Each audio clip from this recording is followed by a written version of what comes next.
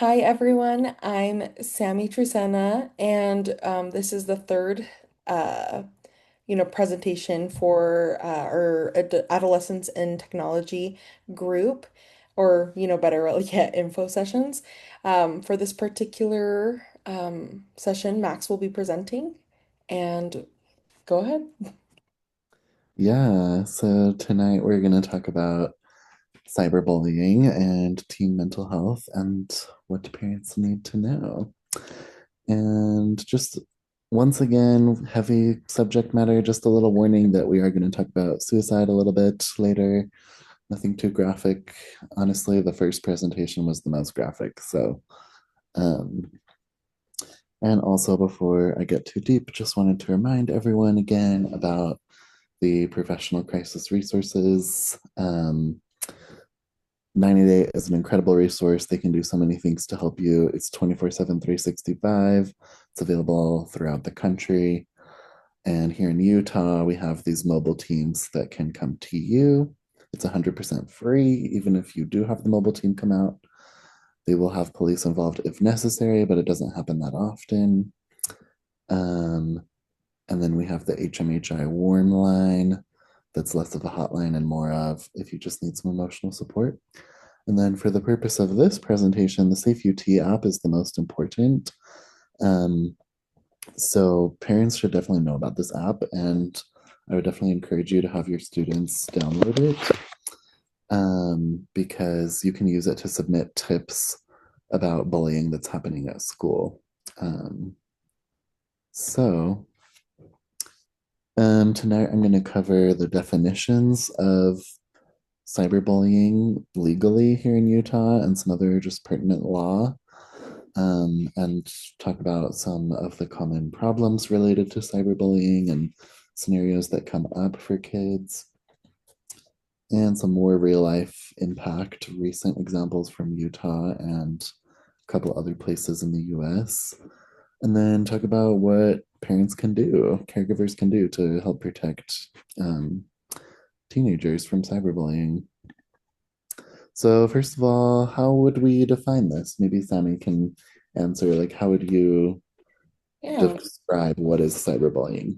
I think cyberbullying would be, bullying, which would could entail a lot of different things like, making fun of appearances, humiliation, taunting, making fun of all that, but in the format of online and through social media.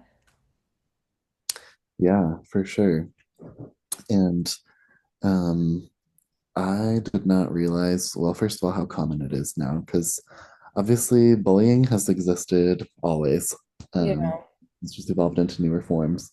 But I'm 30, and when I was growing up, then cyberbullying was kind of niche because smartphones were like when I was in middle school, no one had a smartphone. And when I got to high school, even I didn't have a smartphone, and a lot of people didn't. And yes, there was cyberbullying, but it was not nearly comparable to the situation today, where probably most teenagers have smartphones. Or at least access to the internet, right? For sure. I mean, I remember the days when you had to ask your parent for permission to use the internet because you couldn't use the phone when you were on the internet. So, different era. Um, And I also learned that there is a legal definition here in Utah of cyberbullying. So this is how the law defines it here.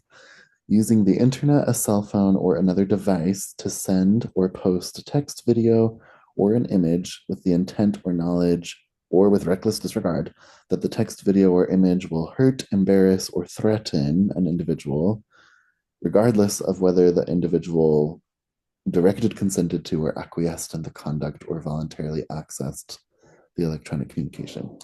So basically, what that means is, like you said, using any electronic means to send or post anything that is degrading to someone or meant to embarrass them or threaten them, even if the person said that they were okay with it. So I thought that was kind of an interesting um, Add on. caveat to this. Yeah.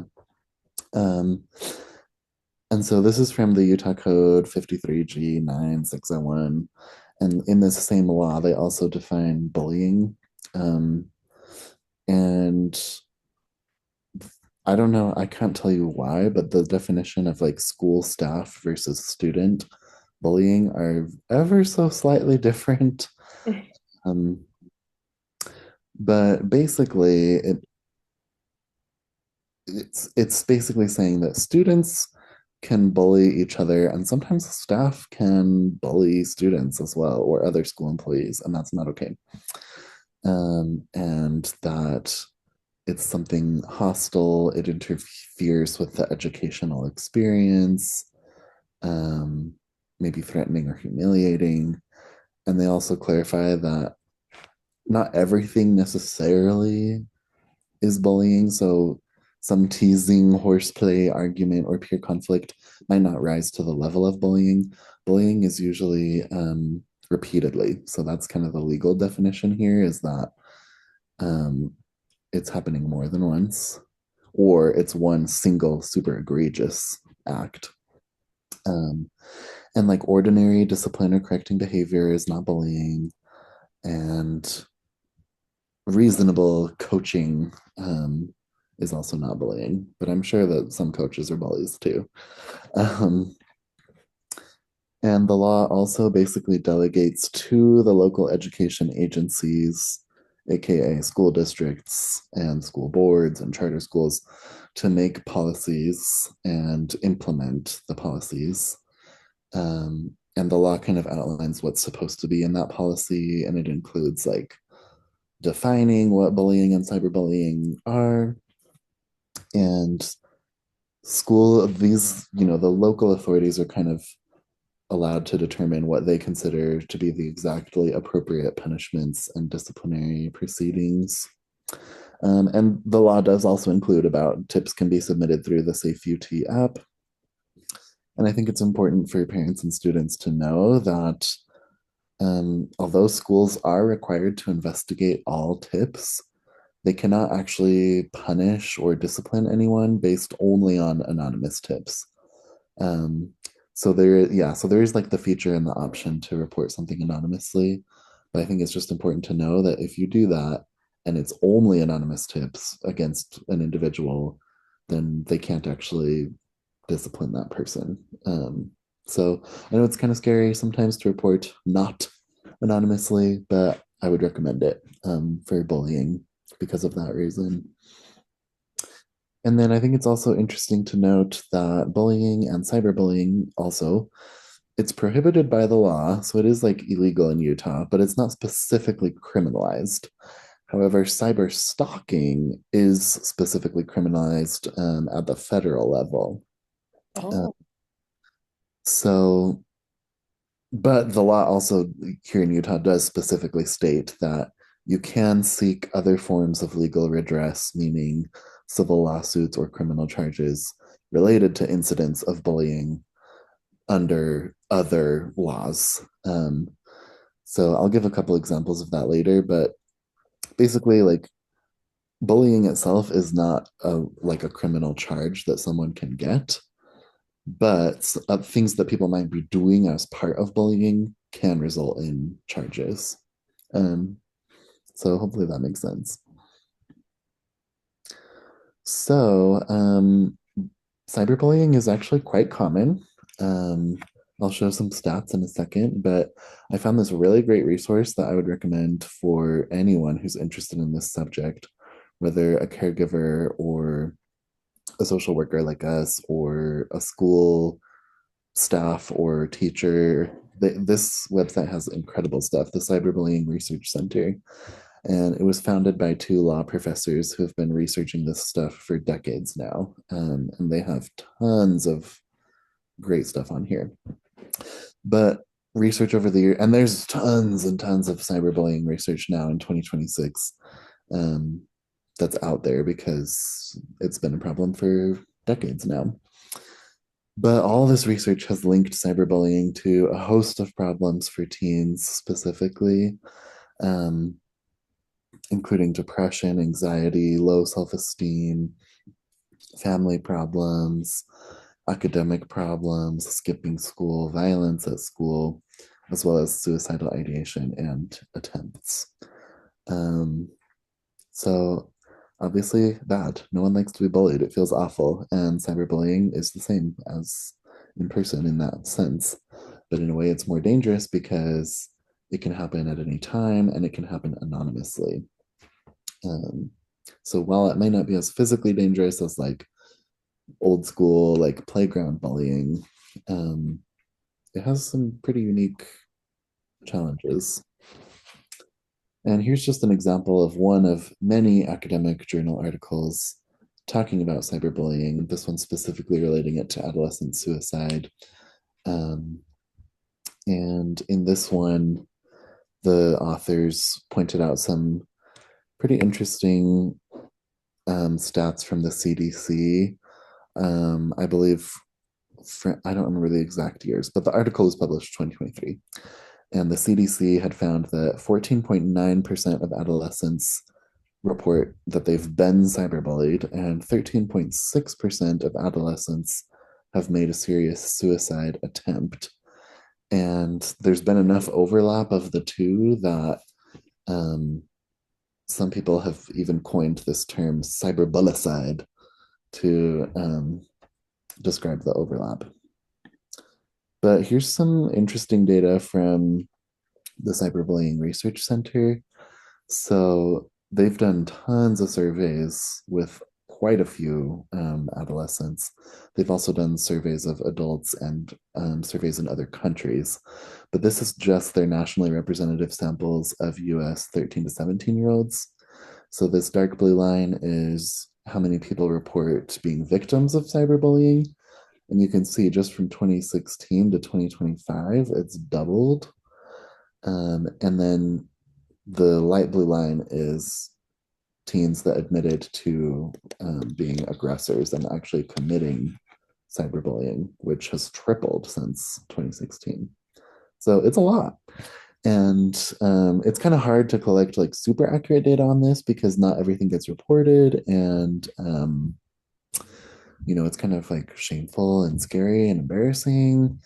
And so there's been estimates. I didn't include this in the presentation, but I was just looking at another article I found years ago that was like a world meta-analysis, and they found estimates ranging from like 10 to 60% of teens have actually experienced cyberbullying. So, like I said, very common, unfortunately. And this here's some excerpts that I took. Also, a lot of this information comes from the Cyberbullying Research Center, and I'll show you later. They have this really great packet that's geared towards parents and guardians of teens. But in that packet, then they have some actual accounts from people from their research. So I thought it would be good to read just in their own words what teens are experiencing. So this 16-year-old girl from Kentucky said, someone had created a TikTok account under our school name and made a racist video against me. It put out the impression to pretty much kill myself and that I should be beaten up by other people. My mother reported the video so that TikTok would get it taken down and delete the page completely. She then spoke to the school and an officer got involved, along with our guidance counselor and a couple other teachers, until the video was traced back to one girl in particular that I knew had already posted the video.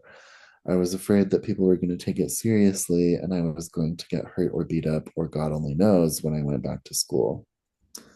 So you can see, like, this results in like very real fears for kids when, their peers are making these like threatening and awful videos about them. And then they have to go to school and be alongside those people, and they may not even know who Yeah. posted it.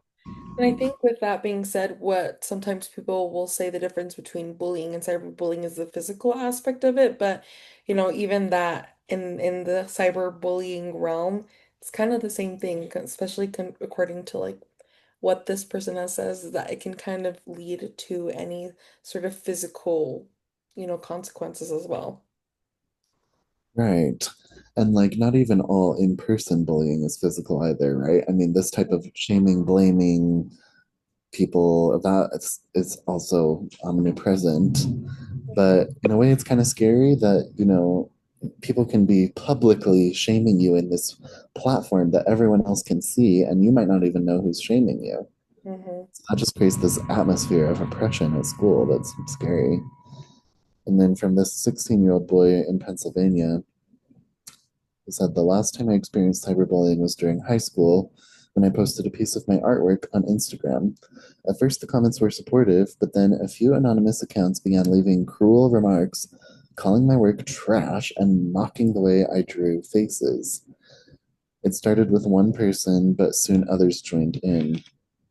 Some of the comments got personal, attacking not just the art, but me as a person.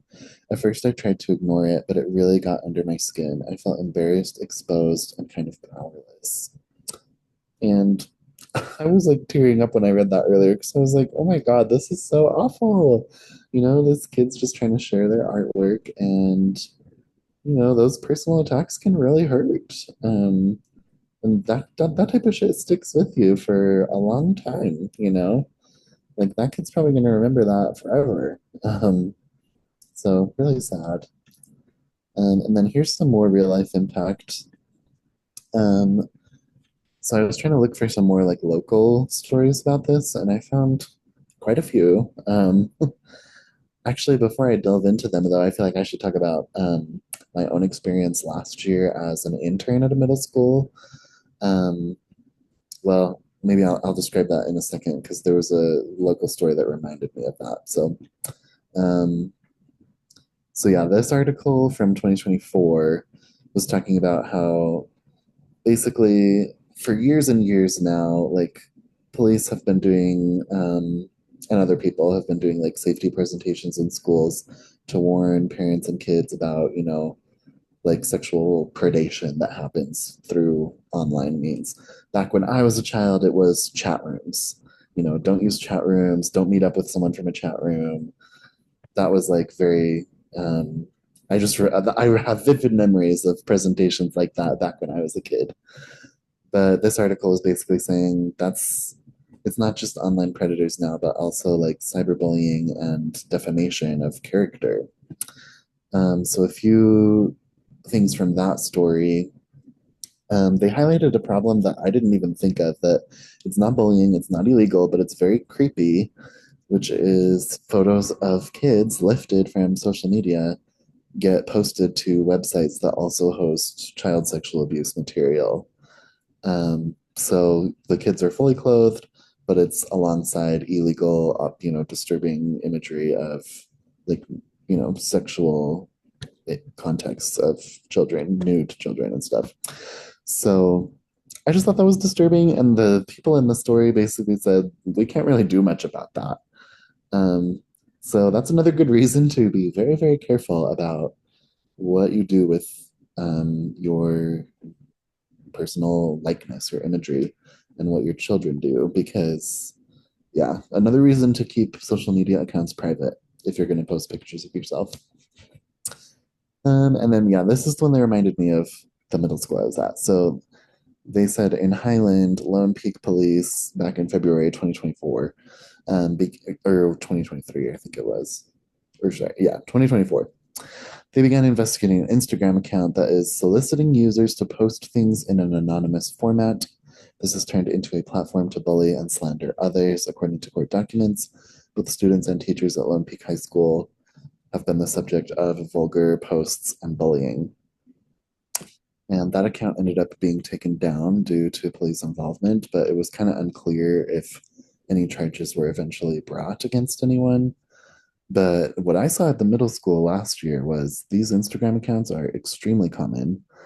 And there were multiple accounts just at the small middle school that I was at where it was like that, where anyone could message the account. It wasn't clear who exactly was running the account. And then they would post mean things. And like a lot of it was like people would take a picture secretly of a kid at school um, that was maybe embarrassing or not, just a random photo of their peers, and then they would say mean things about that person. Um, And in the case that I saw at the middle school, none of the accounts ever got taken down, even. Um, so I thought that was disturbing. Also, this was a pretty strange one. A 24-year-old woman in Moab was charged with misdemeanor defamation and harassment of a teen girl because she kept making fake Facebook accounts and saying awful things about this teenage girl. Um, so that's an example of like a legal recourse and possible crime associated with cyberbullying, even though cyberbullying itself is not an official crime. And to kind of go along with your second bullet point, at my own high school, we had something similar, like an Instagram account that was anonymous. People sent photos to and would post them. And so it's interesting to see that sometimes we see silly movies that have something similar, but it's very real and it has very real consequences.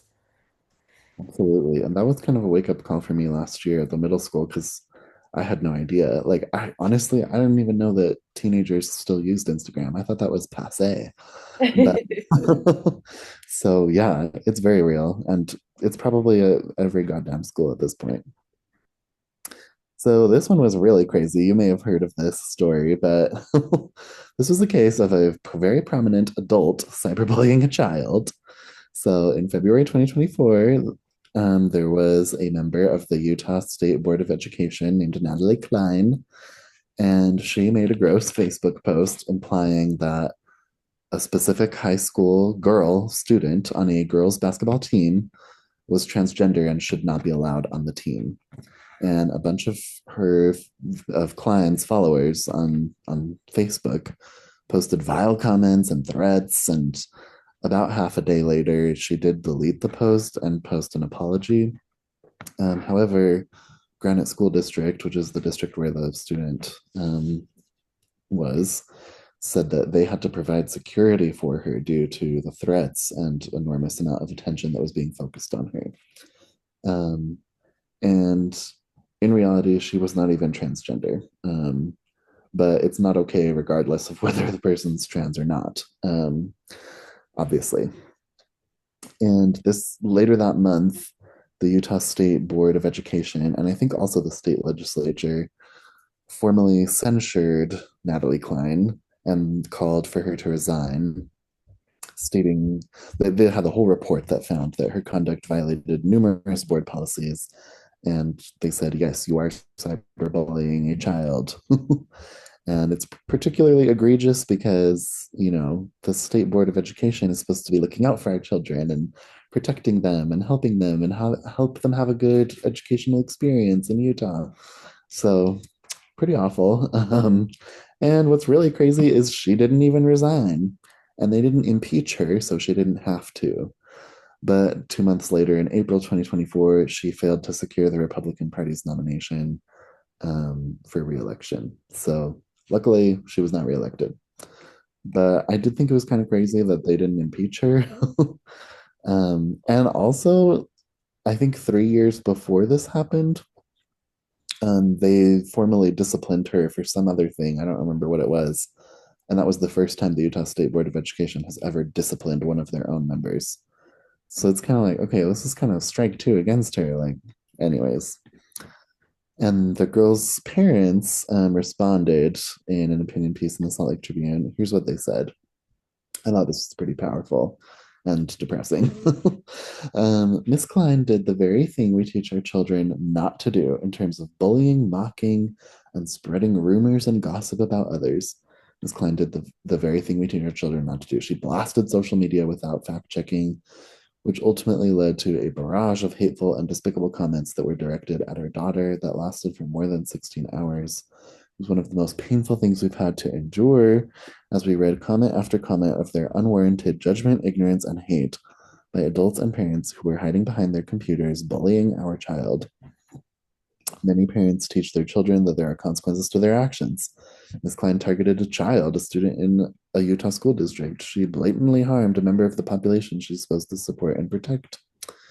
So they also were calling for her to resign. The whole thing was really embarrassing, honestly. um, And I was curious about, if there's any cases in Utah or around the country where teens were ever like arrested or convicted or charged in connection with cyberbullying each other, basically. And it's rare, but it is possible. And I found this case in Jacksonville area, Florida, someplace called Yulee. There was a 13-year-old who was arrested because they were doing some pretty serious cyberbullying and they like impersonated another child, and they were making death threats on this TikTok, and it was really serious. And the kid that got impersonated was like mortified as well.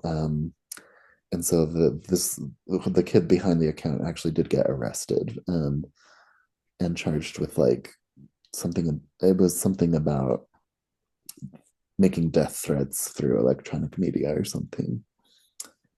Um, and then, unfortunately, across the country, there have been several instances of suicides related to cyberbullying.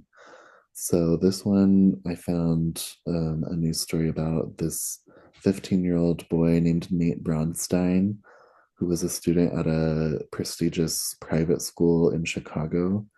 And he died by suicide. And he had been experiencing repeated bullying through some text message threads and through Snapchat, which I've come to learn, especially being in the middle school last year as well, that there's a lot of bad things happening on Snapchat. So, in general, I would kind of caution parents maybe don't let your kids use Snapchat, but realistically, a lot of kids use it. But, anyways, this case was pretty bad because the school apparently broke Illinois state law because they did not even notify his parents when he notified the school that he was being bullied. So this is some words from the parents. Our son would still be alive today. The school was called the Latin School or something. So our son would still be alive today if Latin would have done their job and reported to us what had gone on within the school. The Bronsteins say they were never told that on December 13th, 2021, Nate asked for a meeting with his dean of students to report that several students were bullying him. One of those Snapchats encouraged him to kill himself. Another used a phrase that's understood to be an indirect death threat. I don't know what it was. And apparently the dean listened to Nate, but the school didn't do any disciplinary action, didn't tell the parents. And so the parents were suing the school to try to get damages that they could then donate the money to suicide and bullying prevention charities. But I don't know exactly what came of this lawsuit, but I thought it was pretty ugly what happened there.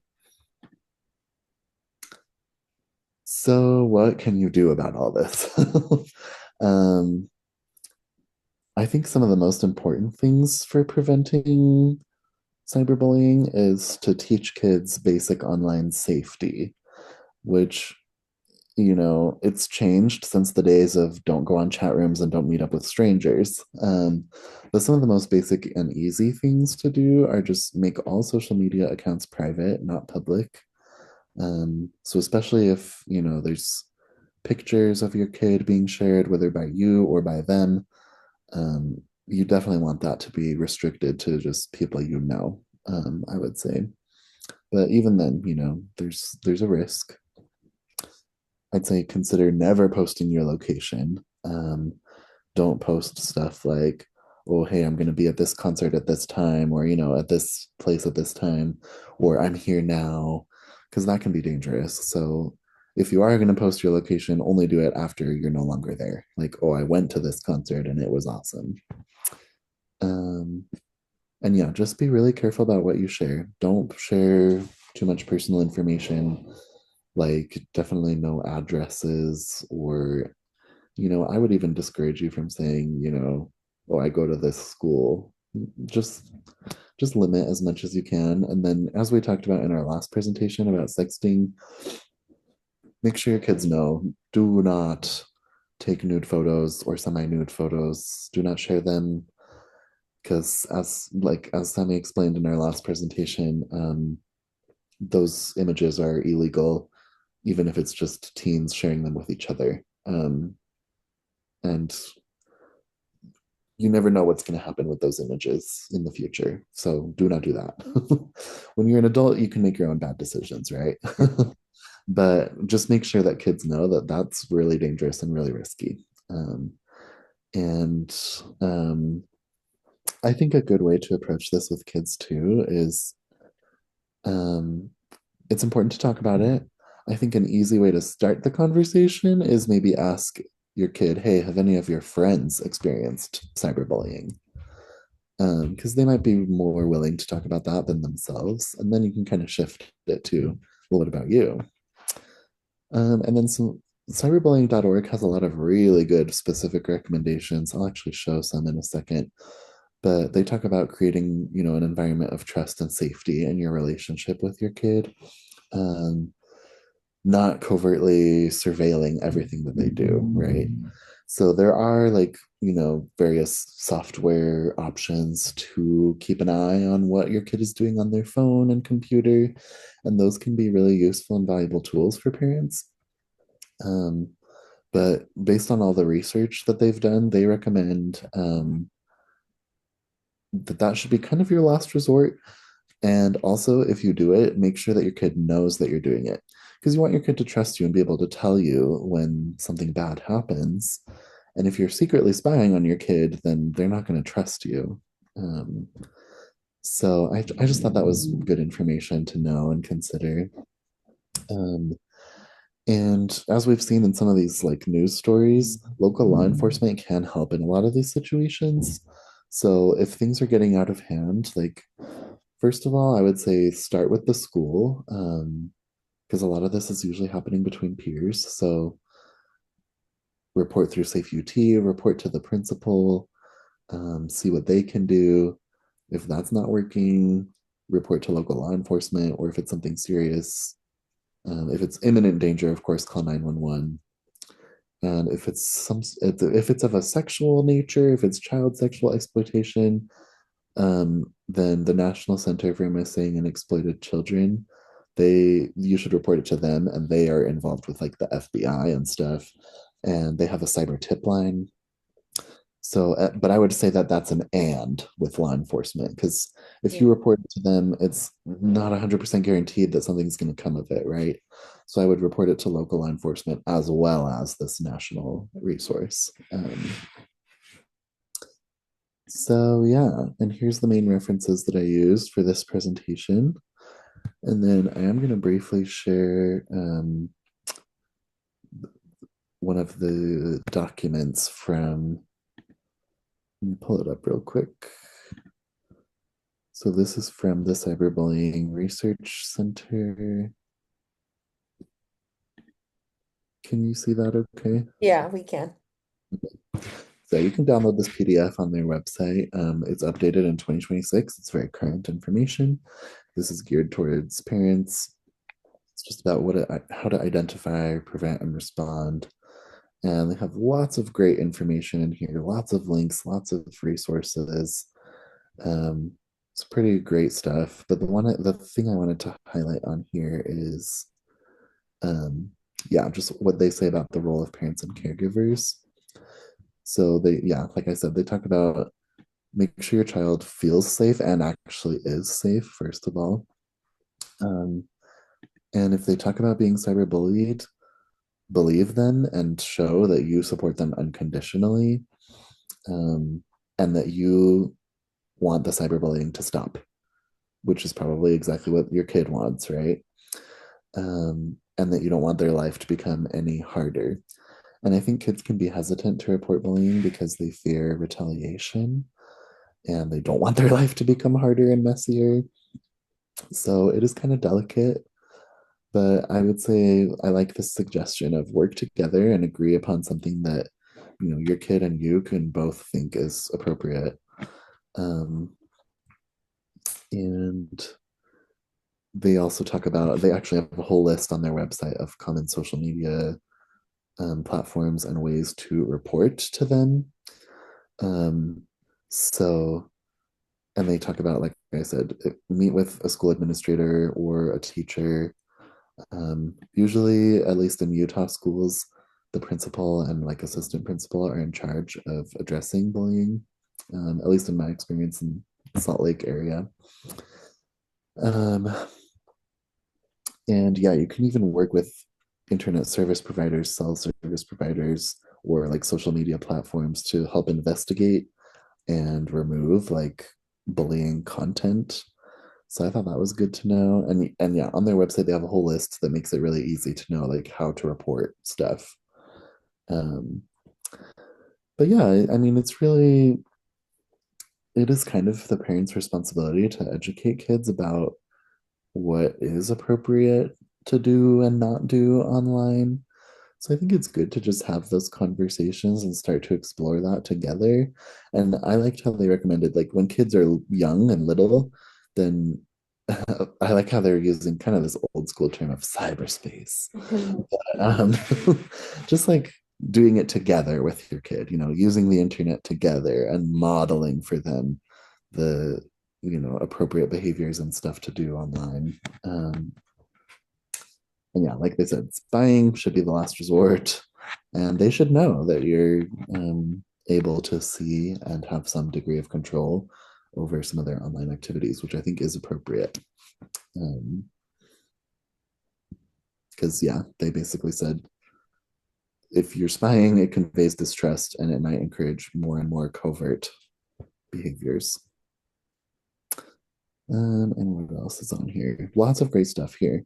They also talk about like um, helping kids be resilient because shit happens in life. Bad things are going to happen. People are going to say mean things. We've all experienced it at some point in our lives, right? But it's okay. And there are some things that are maybe not that serious that we can just try to ignore, shrug off, deflect, disrupt, whatever. Um, some things are more serious and require more serious attention. So, but yeah, I'd highly recommend like reading through this whole document because it's got a lot of really great stuff. It also explains more about what schools are supposed to be doing. So that can help empower you as a parent to like really go to your school and be like, hey, I know that you have to do this and this, and you should do this and this. I think that can sometimes result in better outcomes. But yeah, there's tons of great resources on here. Check it out. Another thing I would encourage is if you have any questions about what cyberbullying specifically looks like at your children's school, almost all school districts, at least from what we were researched in the Salt Lake Valley, as well as a lot of the private schools have some sort of clause about it. So maybe start there when you want to know what the next appropriate step for your particular case is, but um making sure that your kid feels, safe enough to report that kind of stuff is also a huge part of hopefully stopping any sort of cyberbullying in its place. Yeah, absolutely. Like the Utah law said, like every school district, every charter school, not 100% clear on how private schools work, but we at least know that some of the private schools in our area for sure have policies against um, this stuff. So yeah, it might even be a good idea to just ask your school's teacher, your student, or your kid's teacher or principal or whoever, just ask, hey, like what have you seen? What's going on as far as bullying, just in general, whether it's affecting your kid or not, just so you're aware of specifically in your environment, how are things going, how are things working, and so you can know like what to do. But yeah, that's all we got for you tonight. Okay, thank you.